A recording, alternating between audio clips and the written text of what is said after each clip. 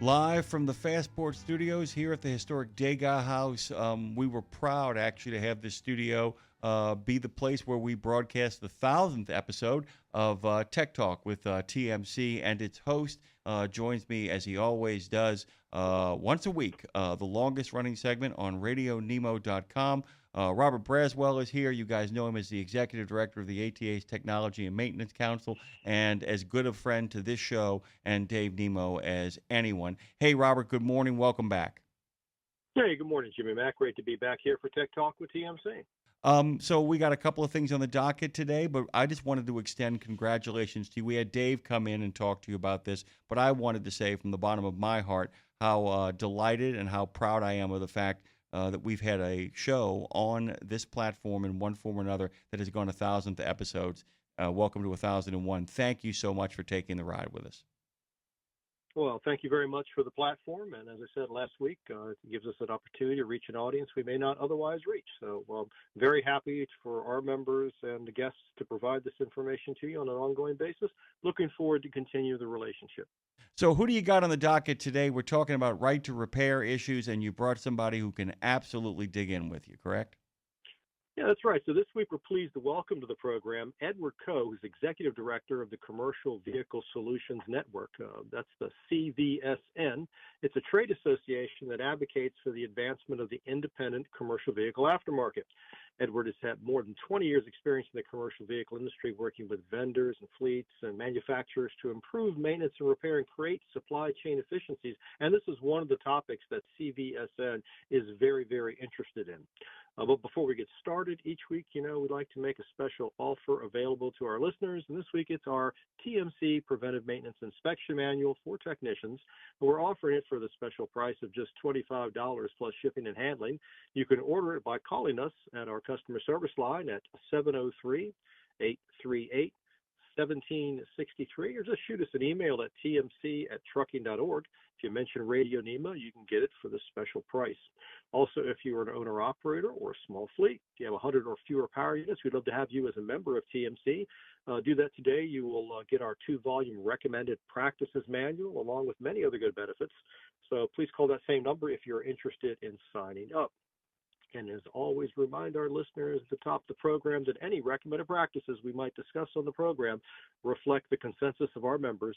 We offer them as recommendations only, and everyone is first determined for themselves if they are safe and appropriate for their operation.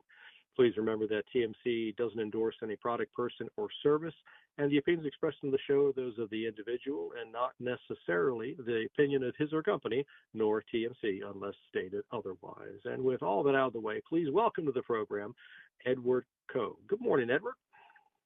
Good morning. Thanks for having me today. I'm kind of excited to be on episode 1001. Is that correct?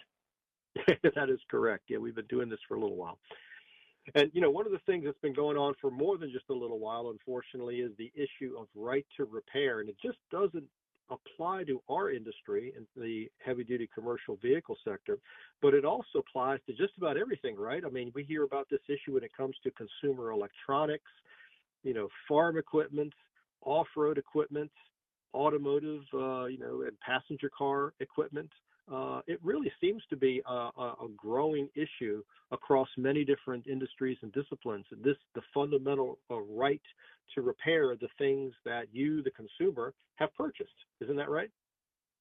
Yeah, that's absolutely correct. I mean, some industries get into the news a little bit more than others, like John Deere and the farming industry. They've been pretty active in that area. Others like consumer electronics, not as much because when big giants like Apple agree that if some independent shops can help work on their devices and repair them, that kind of pulls it out of the spotlight. So vehicles from the automotive side all the way up to the commercial trucks. Definitely hot on the docket, and we have a lot of exciting things going on, and we hope to come to a nice resolution here sometime in the near future. Just for a frame of reference, let's use consumer electronics. as an example before we get into the trucking side of it. So I'm thinking about, a particular laptop manufacturer. It's got a type of fruit on the back of the cover. If you take a look at the laptop, I remember, 15, 20 years ago, it was pretty easy to put memory in it. It was easy to swap out a battery. It was easy to change a hard drive or a solid state drive nowadays. That really doesn't happen as much now. Now they've kind of integrated the entire thing so that, number one, it's hard to open the case to even work on it. And two, you can't change some of these parts. They're soldered to the board. It's like, you buy it, and then if you don't send it back to the authorized repair center, you're not going to be able to fix it. And it's designed that way. I mean, it's literally designed that way, and they can give you all sorts of reasons why they do that.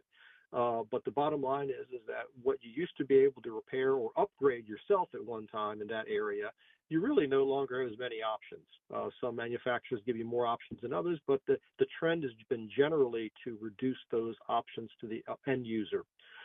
With respect to trucking, boy, it really makes a big difference because in trucking, 80% of the maintenance is done by the end user themselves. Fleet operation, they're going to do most of the maintenance themselves in the vehicle in terms of the repair, maintenance, maybe the reflashing of the ECMs, all that kind of stuff. And so they're used to doing the work themselves. And if that changes somewhere along the line, that's a big deal.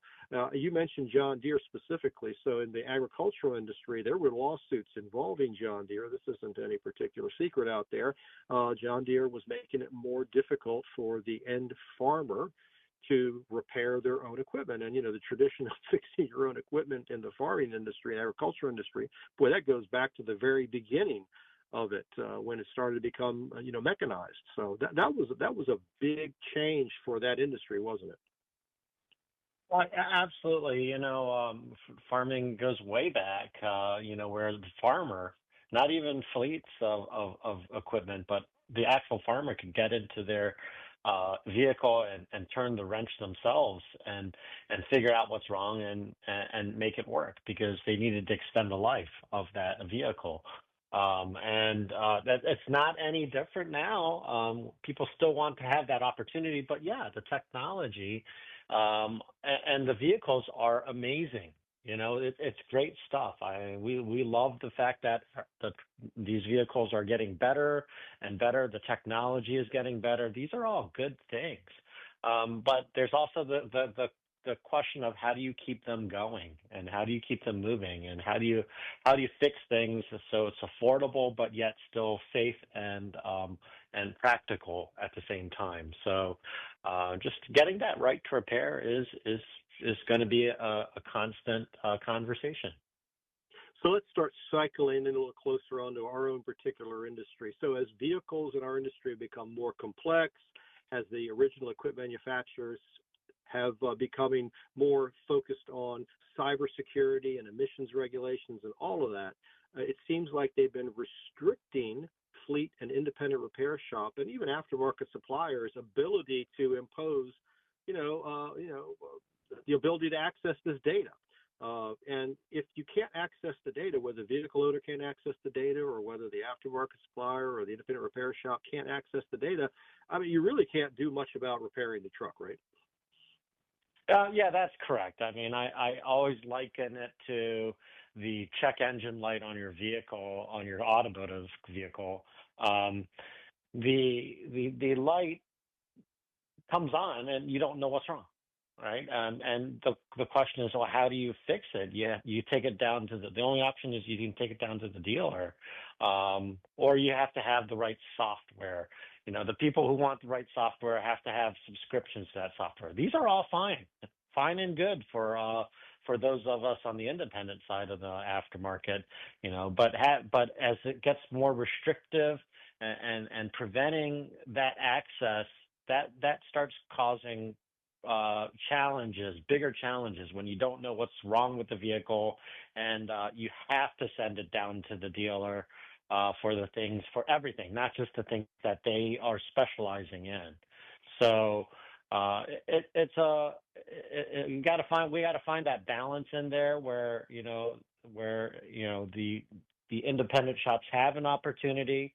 It's a free trade thing. The customer has a choice of who they want to fix the vehicle, but at the same time, there's a capacity issue where, just we need to have, you can't have dealers who have long wait lists, wait lines and times to get to a vehicle. You can't have vehicles sitting on the side of the road or sitting on the in lots, unable to move when a simple fix is to continue to make sure that the independent side has the opportunity to fix those vehicles.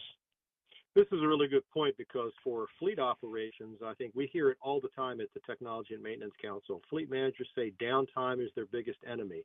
And, it's not so much that the fact that the vehicle needs to be repaired or there's a certain expense associated with it. It's the fact that it's going to be down for 2 weeks if it's out of my control and I can't repair it in the processes that I'm used to doing. So that is a real issue. You've touched on a major point right there.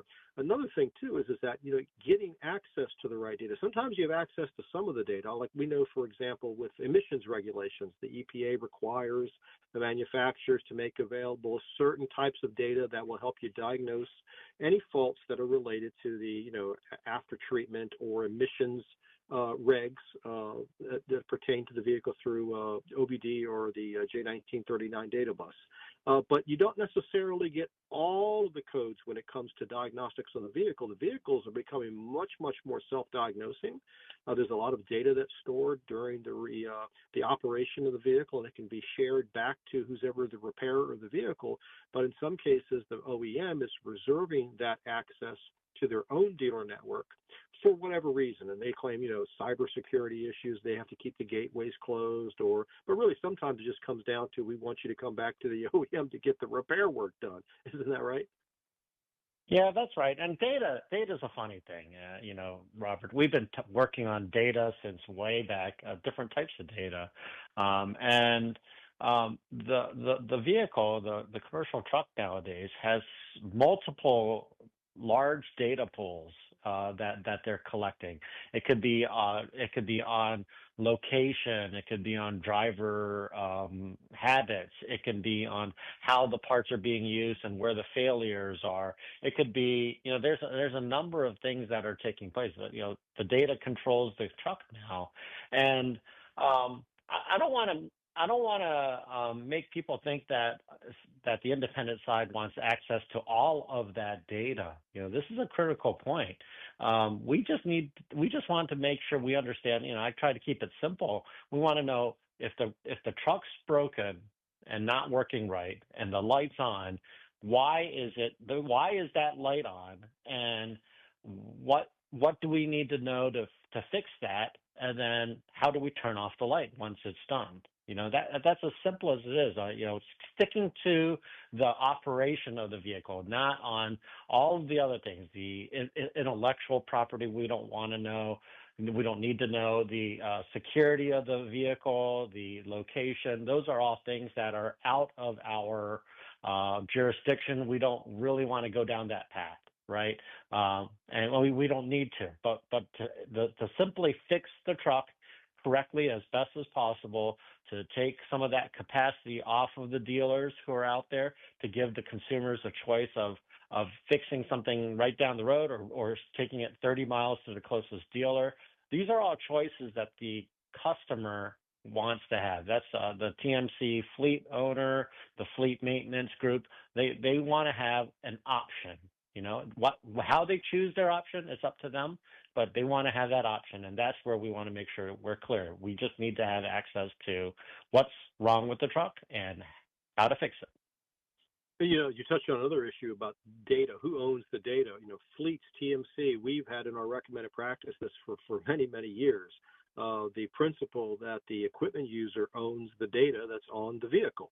And that's important whether there's a crash or whether that's just, being operated or being inspected.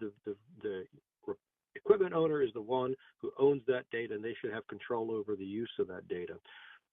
And we feel that kind of extends to the repair of it as well. And that's kind of been the way it's been for a very, very long time. It also impacts a little bit, doesn't it, your third-party vendors, right? Like if you have a telematics provider, maybe the telematics provider doesn't have access to the data that you need to complete a repair, because let's say the OEM doesn't grant it to the third-party maintenance provider that's giving you some sort of AI assist or whatever interpretation of your repair and your parts utilization, because that is a burgeoning industry. Folks are really taking advantage of a lot of those tools that can be provided telematically to increase your uptime. So I think that's a very important aspect of this conversation as well. So let's talk about in summary, what do we have here? So with right to repair issues, some of the things that can come up if you're a equipment owner, equipment user, fleet, you're going to get higher repair costs possibly, right? You may get limited repair options that might force you to use a manufacturer's authorized facilities, and with that comes premium cost, premium pricing. You may have extended downtime. We talked about that. Restricted access to repair information might lead to longer diagnostic times. We typically say at TMC, in several of our recommended practices, we'd like to have a rapid repair assessment window of 2 hours. That may not be available if you've got to go back to a particular vendor, because just like you said, there are not as many points of service, let's say here in the United States, North America, than compared, let's say, to Europe, where a higher percentage of the maintenance that's done on fleets is done by the OEM or its dealer network. And you get reduced flexibility too, right? You're losing your ability to choose, when you're going to repair, how you're going to repair, and all of that can have an impact on any kind of an operator, whether you're a one-truck operation or 1,000 trucks. And that's a real issue. It also extends to the aftermarket component industry, doesn't it? Yeah, absolutely. I mean, the components, every truck's unique. We know that. Well, not every truck, but a lot of trucks are unique. They're spec'd out specifically. But sometimes, you really want to be able to know if you can change, a brand of a part and know that, yeah, this one works great, but know also that some others don't. And the better we are at understanding, what options there are on the vehicle, the safer that vehicle is. And we're all in on safety and making sure that the country is moving goods around safely and efficiently. That we're all on the same page. So, I mean, I feel like in this issue we have a lot in common. We do want to make sure that the capacity is there. We want to make sure that the trucks are safe and everything. I think where it comes right down to it, it's just we want to make sure that the capacity to fix trucks is also there. So we don't have downtime. Downtime is the biggest thing. The cost, some fleets don't care about the cost quite as much as the actual downtime, because 2 to 3 weeks is just totally unacceptable. And if you're a small fleet owner with 3 trucks and one's down for an extended period of time, that's almost going to put you out of business. And nobody wants that to happen. You're listening to Tech Talk with TMC. We have Edward Kuo, Executive Director of the Commercial Vehicle Solutions Network, with us. We're talking about right to repair issues and how it affects commercial vehicle operations. Let's shift gears a little bit and start talking about what are some of the things that are being done right now to kind of, bring solutions to this issue. There have been a number of things, and it's gotten better than it was, let's say, 10, 15 years ago, hasn't it? Well, not sure where you're going with this one, but yeah, there's definitely a lot of activity on right to repair, that takes place on the political spectrum right now or in Congress. Is that where you're heading with this questioning? Yeah, that, and also efforts within the industry itself to develop a memorandum of understanding, for example, between the commercial OVMs and the aftermarket that kind of increase the ability to get that data. Not a perfect solution, but it is a step in the right direction, right? Yeah, we've actually had a memo of understanding over the last few years. And as of right now, it seems to be sticking okay, right? I mean, if you're in the field, you kind of know there's a lot of conversations going on outside of official lines where information is exchanged. And somehow people make it all work for now. What's happened is right to repairs popped back up with there's been a change. It used to be you plug in a diagnostic system. Now everything's going wireless, and Over the access air. to other, yeah, over the air. Everything is other industries like automotive is kind of going through this battle of reliving the right to repair. Just to have something officially in writing saying, hey, we need to keep this access open to people, and really what because that's happened, you know, we feel that it's kind of important to make sure that commercial vehicles are included at the same time, because if they're not, then it opens up the conversation of, well, it wasn't in this bill, so why would we need to do that? And starts this whole cycle all over again. So really, obviously, being included in the couple of bills that are out there in Congress right now has been very important to our industry. It's important to the infrastructure and the economy of our countries.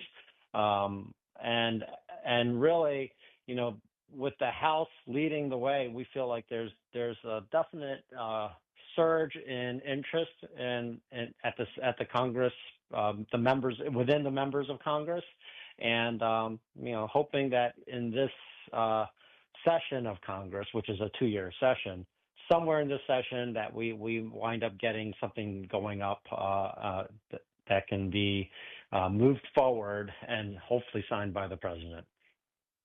And, at the national level is important, I think, because I know there have been some efforts at the state level to address this particular issue, but then that kind of leads to a patchwork quilt of regulations, doesn't it? And it kind of makes it difficult to just, keep track of where you can get access to your data and where you can't, depending on, what state you're operating in. Yeah, I mean, I like to use the example of Maine. There's been actually it was a few years ago, it went up on a referendum. So the voters in Maine, the public of Maine, they actually voted overwhelmingly. It was like 86%, somewhere in that range, where they all voted in favor of the right to repair. So a little bit of access to the information needed to fix their vehicles, right? And because of the way our current legal system and how politics work, it got held up by a judge for a little while, and then once the judge let it go, then it went through another committee, and they've reworded it completely from what was voted on, and now they're talking about passing a bill officially through their legislative group, or at the state level in Maine, and it's kind of a shadow of what was actually passed by the voters. So, it's really interesting how politics work. I mean, I thought I had a good civics class in high school, and I learned a lot. But when you get down to the nuts and bolts, it's very different than what you might have thought how everything works. Well, the Technology and Maintenance Council doesn't get involved in politics. We're apolitical. But we do take an interest in the technical consequences of when fleets and service providers are not able to properly diagnose and repair their own vehicles in a timely and economical fashion. So this is why it's of high interest to our group and our members, of course. Does it just apply to data, the whole idea of right to repair? Does it not, in some cases, apply to the parts themselves, or maybe the tools that you have access to affect a timely repair? I don't think it affects those tools quite the same in the way you put that. I think the independent side still has access to the diagnostic tools. It's just which subscriptions and what information they're getting in it, and trying to get at least some completed information. If you're getting incomplete information, it kind of renders some of those tools useless. So technically, I think the independent side has access to the tools, but and the actual parts. Some parts are have access to some people and some to some systems and not to other systems. I think as parts get smarter and the technology gets a little bit better, I think all of that will be resolved soon. that everybody's going to be talking really well with each other, because that's really what we need the truck to do. But again, once you have all the data coming in, giving access to the right data, so we have the ability to fix it. That's where we want to limit that conversation, because we think that on the OEM side, they do have intellectual property that is absolutely valuable, and we want them to keep doing that and getting better and making better trucks, and that's good for the industry. We're all on the same team. We're all in the same ecosystem. But at the same time, we can't have long lines at the dealer because they can't fix the trucks because they're too busy selling new trucks. That's right. There's a tangential issue that's related to this as well that our fleet members talk about sometimes, is that, at one time, things as simple as, let's say, a headlamp. That was kind of a standard part. You could get it from multiple vendors, but now headlamps are kind of unique to the vehicle. And those kinds of repairs become very, very expensive. We see that on the passenger and light truck side. We see it on the heavy duty side. And depending on your ability to purchase vehicles in volume to affect changes in specifications, a part that may have been fairly inexpensive 25 years ago really could be really expensive today, just because it's unique to that particular OEM. Not exactly data right to repair issues, but it's kind of in the same vein. I don't know that you guys touch on that at all or not, but that is something we hear as well from members. Yeah, I mean, it absolutely is, and you keep in mind that all of the dealer side has the whole warranty thing going. So 2, 3, 4 years, whatever that warranty is, the owner's taking it back to that dealer anyway. Where the aftermarket or the independent side steps up is right after that warranty ends, and that's where people start wanting to have some choices. But with the new technologies, it's always going to change. It's always going to be there, and again, there's a big difference between what is that new technology and what parts are needed to fix it. So trying to distinguish where that line is and still give the independent side an opportunity to be in the conversation. That to me is what this country is all about, having some sort of free trade. Well, we have hopefully a right to repair, but we don't have a right to keep on talking. This segment has sure flown by. Thank you so much for joining us on Tech Talk with TMC, Edward. Hope you can continue to keep us in touch with what's going on from your perspective on this particular issue. And in the final seconds here, any final thoughts you'd like to share with the listening audience? No, I just want to say that we on the commercial vehicle side, we love working with TMC, and you guys are a great organization. We want to keep finding new ways to get better at what we do, so the industry is better at what they do. So thank you very much for your time. Edward Kuo, Executive Director, Commercial Vehicle Solutions Network. We've been talking about the right to repair and some of the issues, how it affects commercial vehicle trucking on Tech Talk with TMC. And with that, I'm going to go ahead and turn it back over to Jimmy Mack in the studios in New Orleans. By the way, Robert, we don't have a lot of time here, but I wanted to kind of make sure we were on the docket for next week. What do we got coming up? Next week, we're going to have a regulatory roundup discussion with Tom Cuthbertson on the next edition of Tech Talk with TMC. Thank you, Robert. We really appreciate you, and happy 1001.